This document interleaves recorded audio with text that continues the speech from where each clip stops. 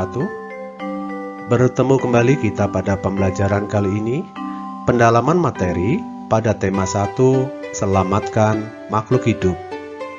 Sebelum pembelajaran kita mulai, marilah kita berdoa agar pembelajaran kali ini bisa bermanfaat untuk kita semua. Berdoa mulai. Terima kasih. Seperti biasa, Bapak selalu mengingatkan pada kalian untuk selalu membiasakan diri dalam hal-hal yang positif. Salah satu contoh adalah membantu orang tua di rumah. Pada pembelajaran kali ini, kita akan pada muatan SBDP pada tema 1 sub tema 1, yaitu mengenal karya seni patung.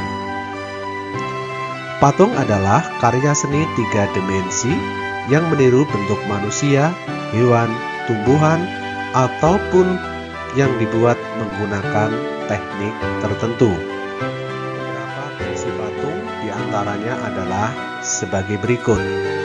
Yang pertama, patung religi. Yang kedua, patung monumen. Yang ketiga, patung arsitektur. Yang keempat, patung dekorasi. Yang kelima, patung seni. Mari kita mengenal contoh-contoh masing-masing patung tersebut. Yang pertama adalah sebagai sarana ibadah untuk agama tertentu. Contohnya adalah Candi Borobudur. Yang kedua, fungsi patung untuk mengenang jasa pahlawan atau peristiwa bersejarah suatu bangsa, atau yang disebut dengan patung monumen. Contohnya adalah Monumen Pahlawan Revolusi. Ini mengingatkan pada kita bahwa terjadi peristiwa G30S PKI.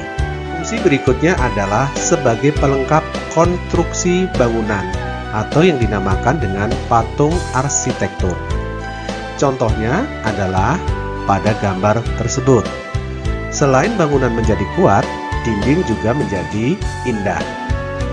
Yang keempat, sebagai penghias bangunan atau taman atau tempat lainnya yang dinamakan dengan patung dekorasi. Contohnya seperti pada gambar berikut. Dan yang kelima adalah dinikmati keindahan bentuknya atau yang dinamakan dengan patung seni. Contohnya lihat pada gambar berikut. Sudah cukup jelas masing-masing contoh tersebut ya? Baik, Bapak lanjutkan kembali. Mengenal karya seni patung. Berdasarkan bentuknya, patung dibagi menjadi 2 jenis, yaitu bentuk figuratif dan non-figuratif. Bentuk figuratif adalah bentuk patung yang realis, seperti bentuk alam yang meliputi bentuk manusia, hewan, dan tumbuhan. Sedangkan bentuk non-figuratif adalah bentuk patung yang terlepas dari bentuk alam atau bentuknya abstrak, seperti menampilkan bentuk garis, lengkungan, atau memanjang. Pembuatan karya seni patung. Bahan-bahan dikelompokkan menjadi bahan lunak dan bahan keras. Contoh bahan lunak yaitu tanah liat, kemudian lilin, sabun, dan plastisin. Nah, dari masing-masing contoh tersebut, tentu saja kalian sudah mengenal bahan-bahannya ya. Kemudian contoh bahan keras yaitu batu, kayu jati, dan marmer. Ini adalah bahan yang digunakan untuk membuat karya seni patung. Apa saja alat yang digunakan untuk membuat karya seni patung? Membuat patung kita membutuhkan alat dan bahan yang sesuai. Alat yang biasa digunakan berupa putsir, meja putar, cetakan, palu, dan pahat, serta amplas. Bahan-bahan yang dikelompokkan menjadi bahan lunak dan bahan keras. Perhatikan contoh berikut. Ini adalah untuk membuat karya seni patung.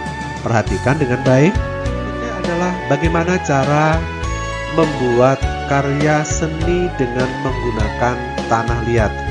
Coba simak video berikut ini.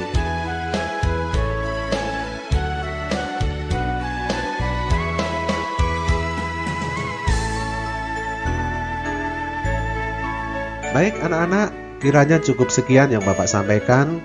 Bapak akhiri, wassalamualaikum warahmatullahi wabarakatuh.